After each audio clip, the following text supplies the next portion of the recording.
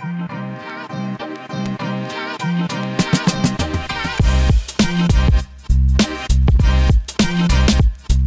fam, hetu pu namaste.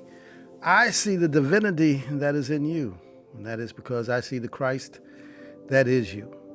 My name is Stanley Yorker, aka Minister Imhotep, the one who comes in peace, co-spiritual director at Spirit Truth Center, where we share an urban, inspirational, metaphysical message of truth that touches people, provokes thought, and transforms lives.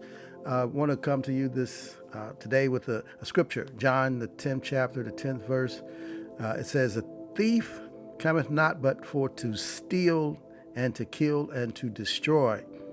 I am come that they might have life and that they might have it more abundantly." Those are the words of Jesus, talking in the words as if of a good shepherd and what he does for those who follow. As the shepherd guides his sheep to the greener pastures, to the best grass, the cleanest and clearest water, the purest water.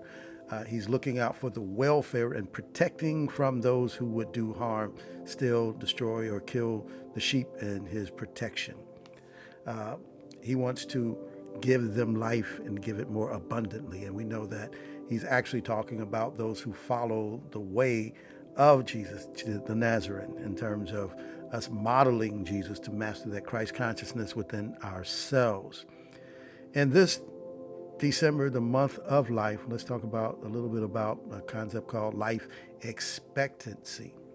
You know that the average life expectancy for an adult living here in the United States is 79 and a quarter years, 79.25, which really, when you think about it, that doesn't seem very long, especially in today's society where, our 50s and 60s were not like our parents' 50s and 60s. We live a lot more progressive, active lifestyles, but active in different ways in terms of what we're into, but in many ways they're much more sedentary lifestyles because so much of our world revolves around computers and our devices and so forth. We're not out there tilling farms and chopping trees and doing all those things that would lead for a more robust existence, but we've pretty much settled into this sedentary experience, and there are consequences of it.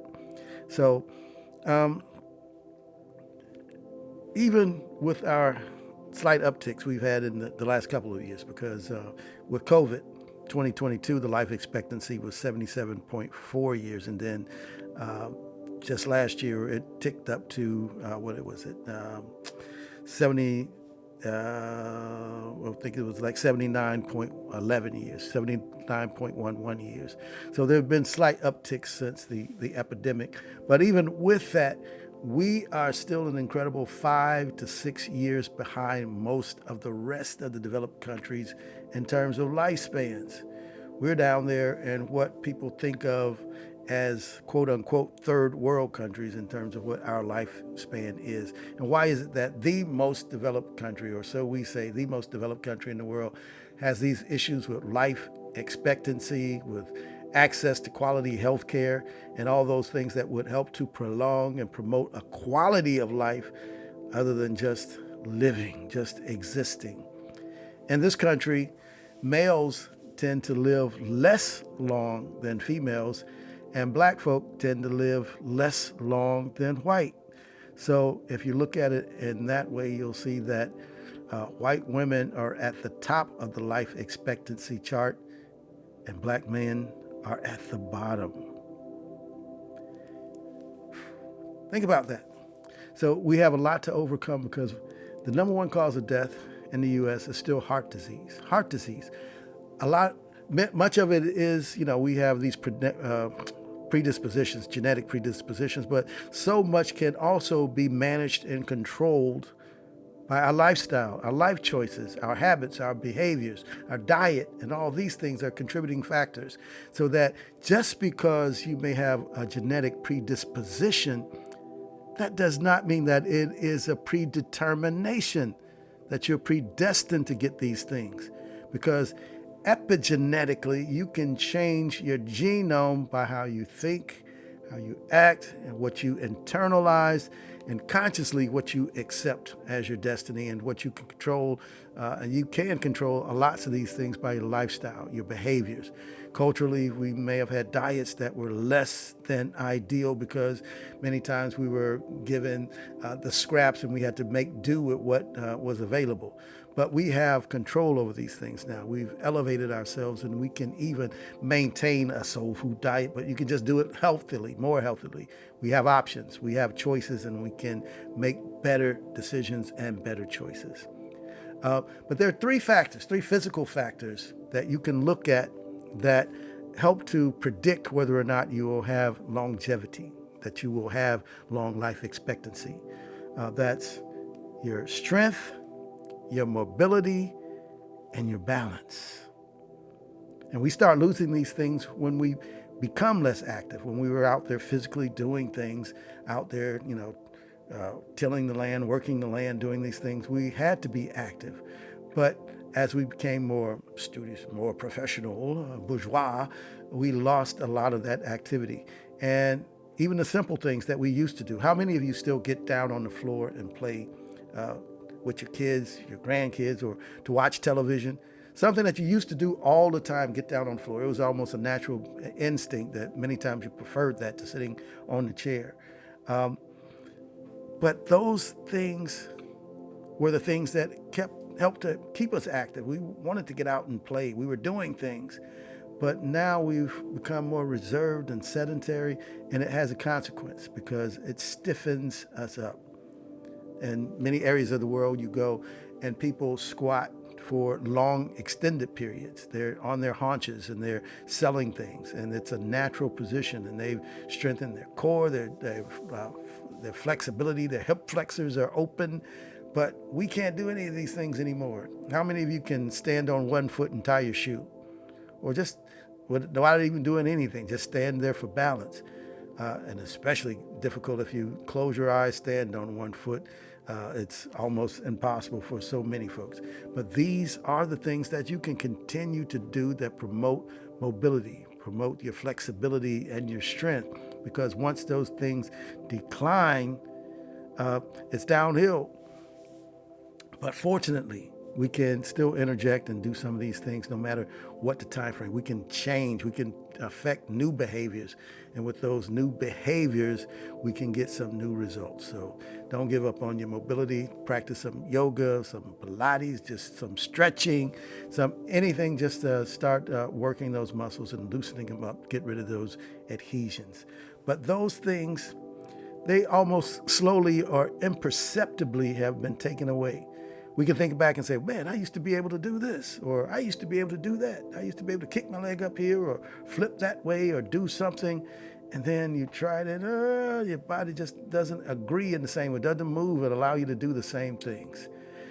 It's almost as if that those thieves that Jesus talked about, that come to steal, to kill, and destroy, have actually done that. They've come in and taken away our mobility, our flexibility, our strength, our activity, the things that help to promote a quality of life.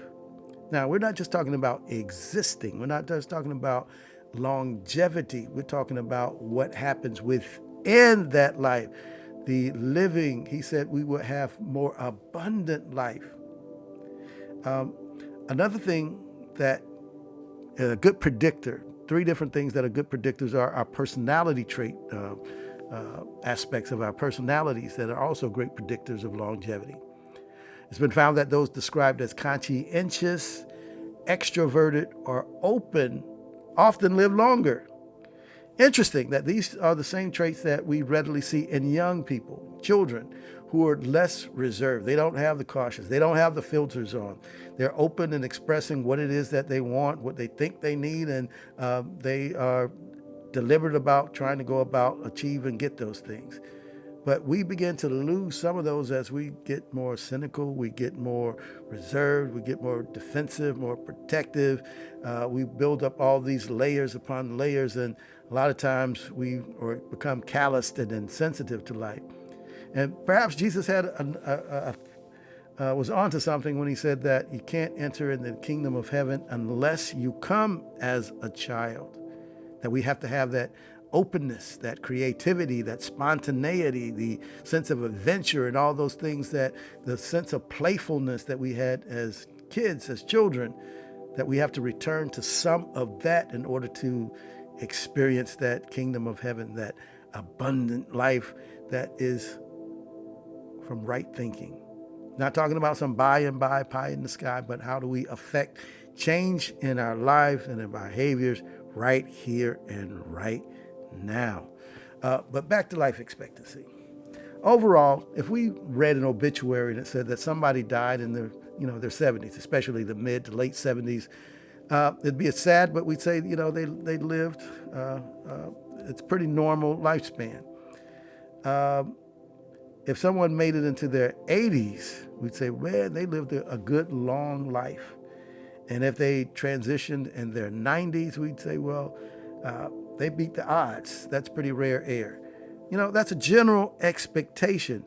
But as true students, and that's what we are, we're seeking the truth, not just the facts, but the truth.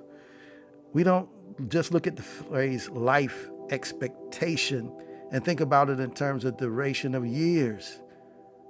We think of life expectation as life expectation. What do you expect to get out of this life? What do you expect to experience in this life?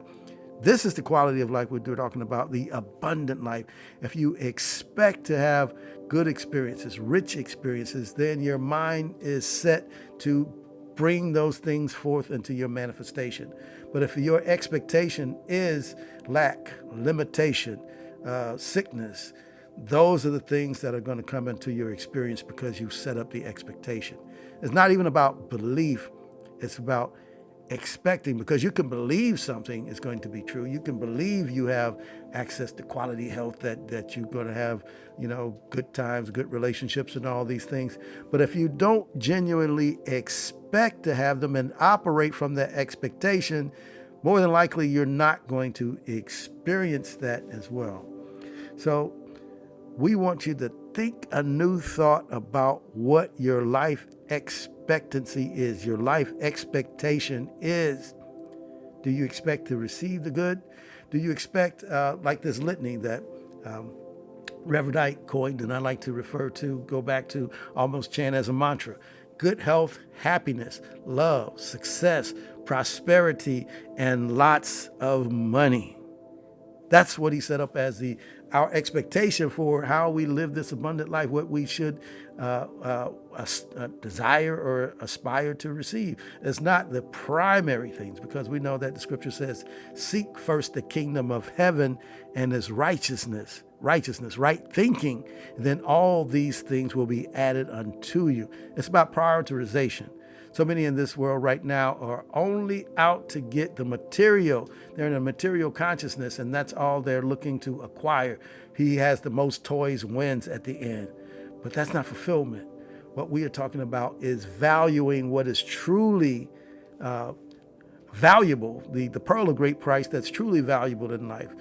Enlightenment, understanding, great relationships, and those types of things. Self-expression, self-actualization. If you look at Maslow's hierarchy of needs, we're not here just for survival, just for a roof over our heads and those simple things. But self-actualization, as you move up into your crown consciousness, how do you become more of who it is that you were intended to be? The person you were created, the one created in the image and likeness of God. How do you ascend into that?